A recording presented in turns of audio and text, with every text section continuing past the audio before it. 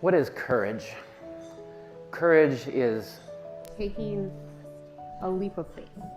Having the ability to be vulnerable. strength, it's resiliency. Courage to me is ability to step forward into a situation Where there's a risk or a chance that you could fail. There's just so much in this world for us to be afraid of. And that's why courage is so important, so essential to Christian living.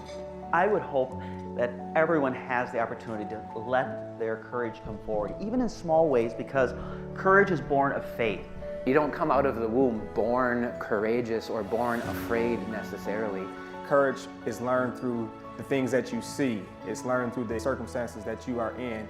Courage is learned a lot of times by the successes and the failures that you have. It's forged in the furnace of life's challenges. And so courage has to be something that you learn. And there's all kinds of places that people look to learn about courage. role models that you have, teachers, parents, good friends.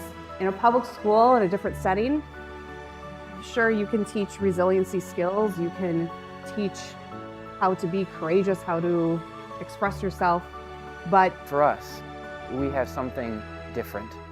we get to use Jesus as our model. Here at Wisco, we provide so many different Opportunities for kids to fail, to stretch themselves, to learn through their successes in how to move forward in a Christ-centered life.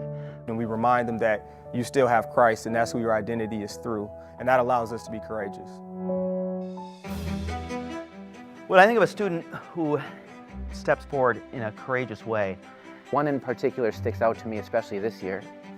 I think of Ella Gady. Princess Young. Jacob Alejandro. Desi Dawson. And that would be Hannah Strong. If you see Ella today, Ella is a bright personality. Her smile lights up the room. She is bold. She's not afraid to talk to new people, to make them feel welcome. And anyone who meets her just feels the warmth that exudes from her. She went from being a very timid, very anxious freshman girl who was afraid to say anything about what she was feeling and about what she was going through.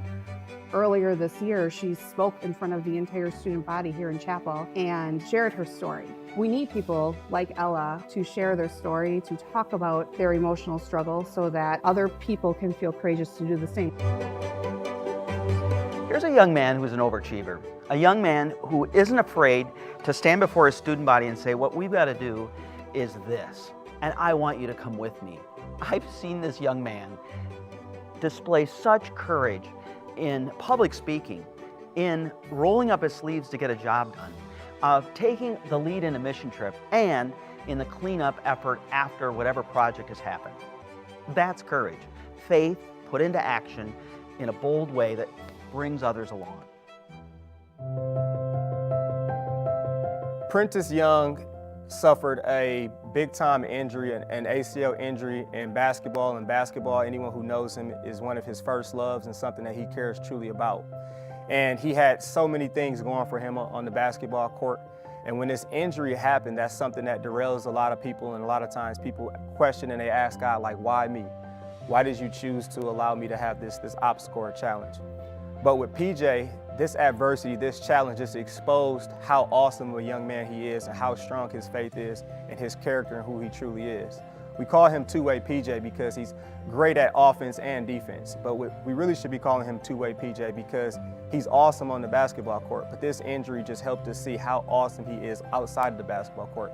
Him being a great teammate, him being an ambassador to our school, him representing our Lord and Savior despite having something not go exactly how he would have planned. Desi, she's a student in my 8th hour English class, and I know that for her, life got really difficult earlier in the year when her brother was suddenly killed in a car accident where a reckless driver crashed into his car and he was suddenly taken from this world. And Desi, on a daily basis, was able to come to school, do things that were normal, face every day with courage.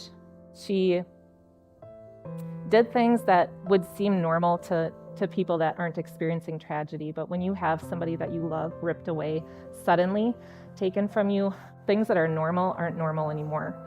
And they don't feel normal and can be a struggle to do. But Desi really clung to God's promises. And she comes to school with a smile on her face. She works hard at the things that she does. And she really is kind to people, not just thinking about her own sorrow or her own tragedy, but still reaches out to others and shows courage.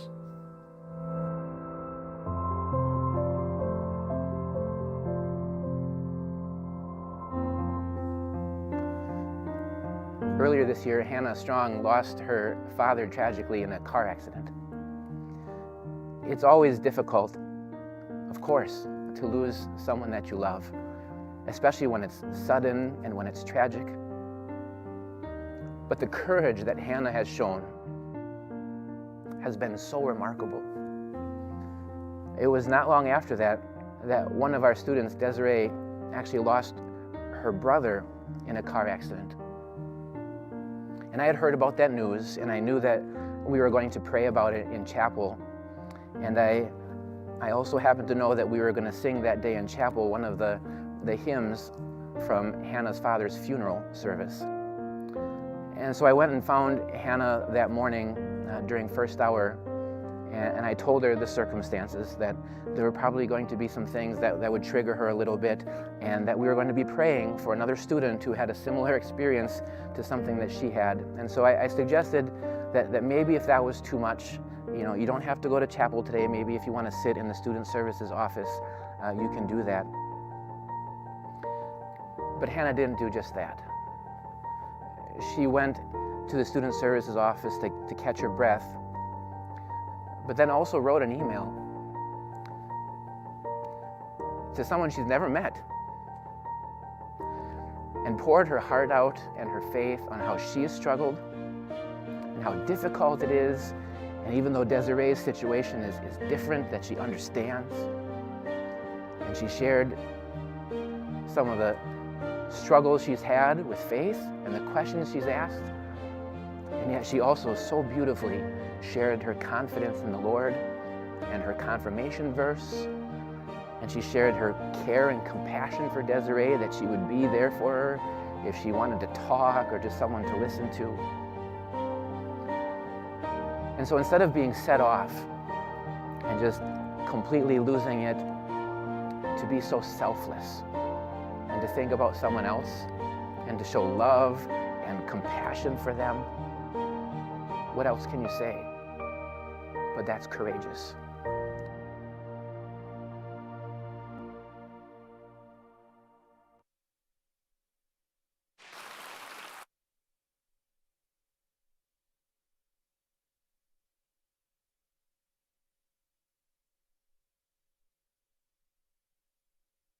My name is Anna Maddox, and I'm the Senior Director of Advancement Services here at Wisconsin Lutheran High School. And at past auctions, we've been blessed to have amazing student speakers, but this year we're going to do something a little bit different. And I'm joined on the stage by 5 of the students that you just saw up in the video, who are incredibly courageous. Number one, for who they are as people, but also for sitting up here, because I know they're nervous, so be kind. But I've had the privilege of getting to know them in the last couple of weeks, and they are absolutely amazing. And their stories are awesome, and just who they are as people is incredible. So I'm excited to share that with you tonight. So I want to start tonight with Jacob right here. And I'm going to read this because I don't want to get it wrong, but he is the student body president, captain of the cross-country team, a member of the track and field team, part of National Honor Society, part of Math Track, and our salutatorian. Holy buckets. I'm pretty sure that he's going to be the future president of the United States, and after you hear him talk, I think you're going to agree. But what kind of pressure comes with being involved with so many things at such a high level? Well, I'll start by saying generally that it's the good kind of pressure. That word pressure often has kind of a negative connotation.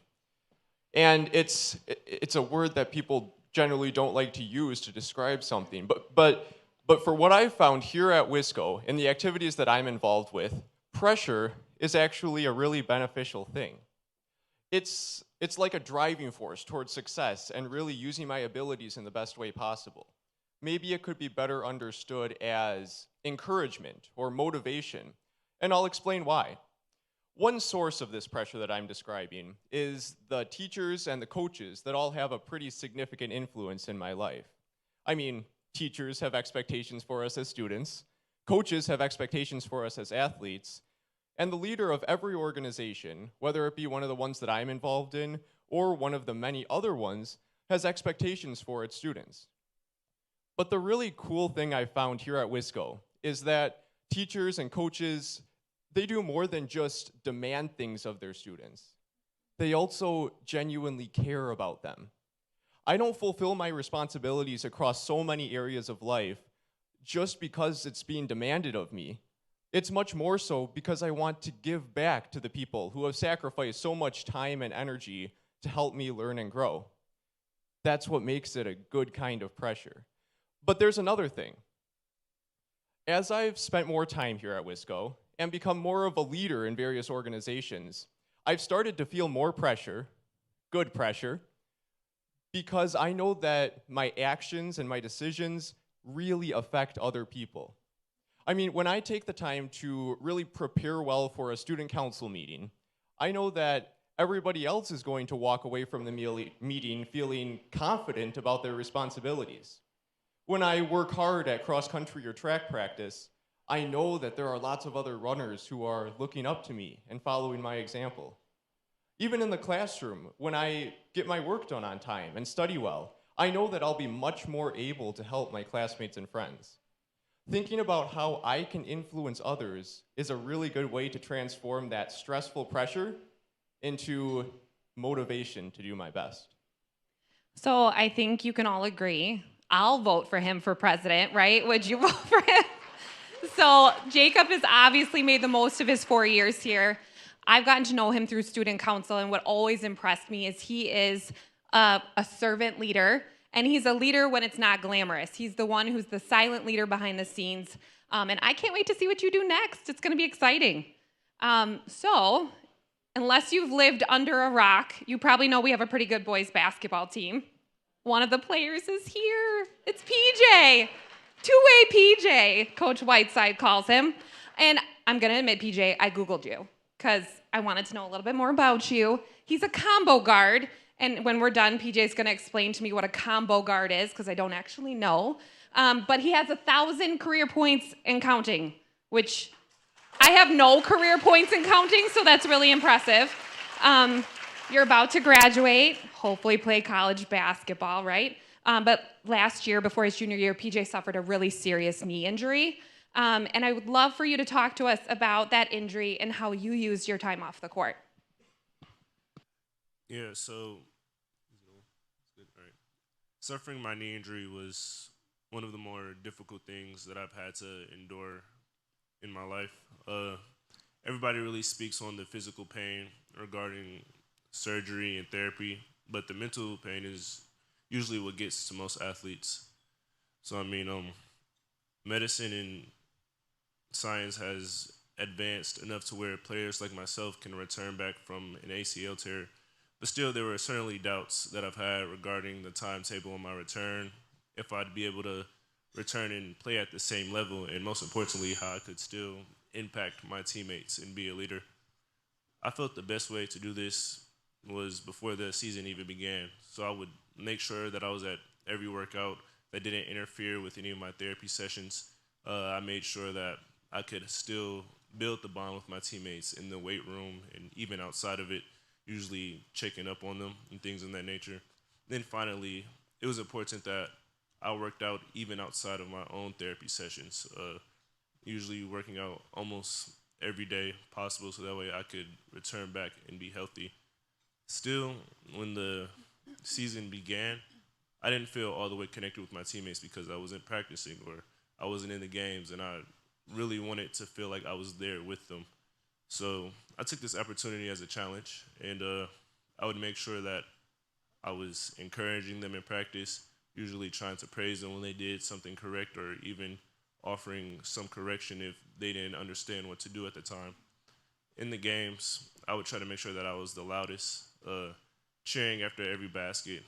When they came out, I'd fill up the water bottles, even joking getting called the water boy by my mom, but I mean, that was all fun. But at the end of the day, I just feel like the best way to be a leader for my teammates at the time was to be a servant, and I really hope that those guys felt that coming from me. So it takes a lot of courage to show up every day and know that you're not going to get to play. And like Coach Whiteside said in the video, you really showed your true character in the face of adversity. So I think we can give you another round of applause for that, because that shows a lot of courage on your part. So this past fall, WSCO started a series of assemblies to address some of the issues that our students have been facing. And during that first assembly, we had a guest presenter that came in and talked about mental health issues that teenagers are facing. And we also had a couple of our students share their personal stories. Ella, you were one of those students. So can you share with everybody about that experience? Well, coming off of a pretty tough junior year, I wasn't really sure what to expect going into senior year, but as the year kind of started, I saw myself approaching life in a very different way and in a much more positive way. So I was very eager to start being a leader and make an impact at this school. And so when I got the opportunity to talk and share my story with everyone, I was very excited. I saw it as a chance to, one, just be open about mental health, because so many people struggle with it and don't talk about it, but then also just to be an example of someone who went through hard times and was at rock bottom but made her way up and now gets to do all these amazing things because of it. But most importantly, it was just a really cool opportunity to share my faith and how God got me through it, and how I came from questioning God so much and not understanding why this was happening to me to now seeing his plans for me. And I still see him every day, and just I've grown closer to him because of it. And so for that reason, I wouldn't trade anything that happened to me, and I get to do things like this and talk to you guys and just really be open about how amazing things can come from really tough situations. So you shared some really personal testimony about some mental health struggles that you had faced that day, and I know it made a strong impression with the students that were in the auditorium that day, and it definitely took a lot of courage on your part to do that. Talk about some of the reactions that you received after that day. Yeah, the responses from that truly blew me away, and they still do. I had teachers email me or come up to me who I've never had before. I don't really know them, but they talked about how much it meant to them that I went up there. And teachers that I had last year who saw me going through a tough time but didn't really understand what was going on, and just are happy to see that I had gotten better. I had people reach out to me who we'd never spoken. We don't know each other, but they just said that it meant a lot to them because they're going through the same thing and haven't had anyone to talk to and haven't known what's even going on, and just it felt nice hearing that from someone. And I'm still in contact with them. I have made so many new connections because of it. I still have people referencing that speech and saying how that really, it was impressive to them and it touched them. And I've gotten to do amazing things like this, and I've spoken at conferences and things like that, and I just continually am seeing God in my life, and it has really, I'm speechless because of it. So I know I can speak for all of us here that sharing personal experiences can be really challenging, but is also incredibly important and incredibly brave. So thank you for doing that, because I think it made a huge impression on the people that heard you that day.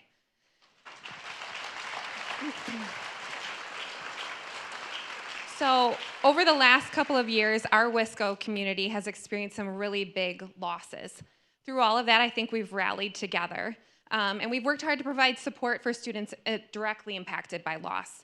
The last two students up on the stage with me have experienced some pretty heartbreaking losses this year. Hannah, you lost your dad, and Desi, you lost your brother. I can speak from experience. I lost my dad pretty quickly to stage 4 cancer when I was 13 years old. So I know that that experience is one I wouldn't wish on anybody. And I remember after my dad passed away, my best friend came up to me, and she had spent tons of time with my family and with my dad. And she looked at me and she said, "I just don't know what to say to you."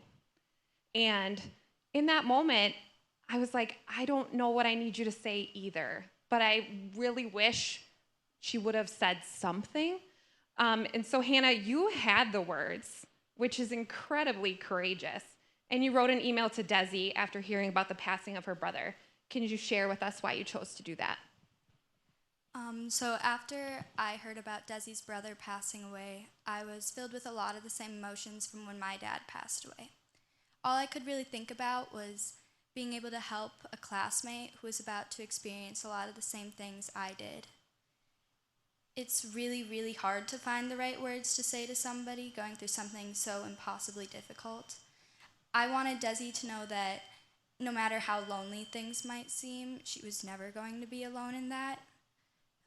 I knew that the most important thing for me to do was tell her that God was going to be right there with her and he was going to be her comfort, because he gives us all these little challenges just to remind us that he's right there with us and he's going to get us through those no matter how hard they seem. I remember thinking a lot about my dad and what he would have done in that situation.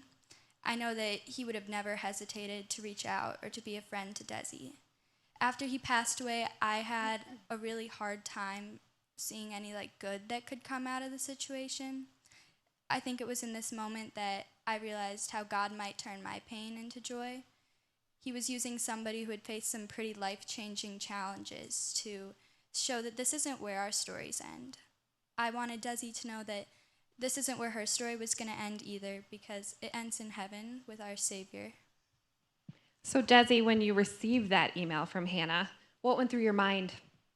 When I first received Hannah's email, the first thing that came to my mind was like, wow, this girl is really amazing.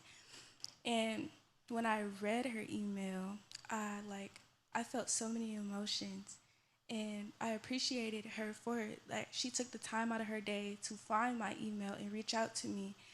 And knowing that she went through something similar to me weeks before made me even appreciate it more, knowing that she also needed to hear words like that. She was able to say them to me, and that she was so strong for doing that. And I was just obviously I was hurting, but rereading Hannah's words over and over helped me. And Hannah, she helped me a lot with my faith journey, and to help me grow it even more after my brother passing, knowing that he's in heaven and that he's going to be okay. And yeah. So I sat in on the interviews that you saw in the video earlier tonight, and I heard Mrs. Wigley say something that I really had never thought about before, and she said it takes courage to come and do the day-to-day things. And the more I thought about it, I was like, you're absolutely right. It takes courage to show up to school every day, and it takes courage to do your homework, and it takes courage to just do everyday life when you're facing a tragedy. So Hannah, can you share how this year's been for you at Wisco? After my dad passed away, Wisco was very accommodating to whatever break I needed to take. The whole school body had a devotion and acknowledged him in a chapel, which was really amazing to see. My email and my house was flooded with letters and gifts, all trying to bring a little bit of joy amidst all the pain my family was feeling. I still have a bucket filled to the brim with letters from classmates, teachers, friends. When I got back to school, it was really amazing to see the support system I had from my friends and my teachers. A few months later, Wisco decided to create a grief group for students specifically who had lost loved ones in the last couple of years. That group has been really comforting to me because it's such a very close group of people. It's an amazing environment where I'm able to share my grief and my experiences with people who have gone through some of the same things and know that I'm not alone and I won't be alone in it. Can you share a little bit about how your freshman year's been? My freshman year at Wisco has been amazing. The support system here is like a support system that I've never had at any other school I've attended. When my brother passed away, my mom asked if we could, if they could pray for him in chapel, and they did just that. And it was really nice to see that someone actually cared and they were willing to help. I was able to maintain honor roll the whole school year, and I continue to thrive as a student athlete, as well as just someone who's gone through something so horrible. And Wisco, they are very considerate. When I needed to take a break, like Hannah said, they allowed me to, and they care. And it's really it's easier to be courageous here, knowing that you have a Wisco family who loves you and is willing to help you, and they actually care. So thank you to Jacob, PJ, Ella, Desi, and Hannah for being here tonight. It's kind of scary sitting up here, but I thought they did a great job. And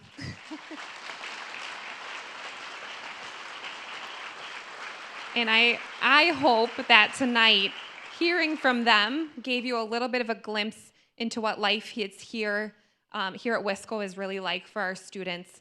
And I hope you'll consider supporting students like the ones that are up here through our Fund a Student initiative. So in just a couple of minutes, you're gonna have an opportunity to raise your paddle tonight to support students like the ones that are sitting up here. That allows us to provide groups like Refuge and new classes and school counselors and opportunities for these kids to serve and go on mission trips and go speak at conferences about mental health, which is so important. So I hope tonight that you'll find it in your heart some generosity to support our school, and you'll consider raising your paddle. So thank you very much.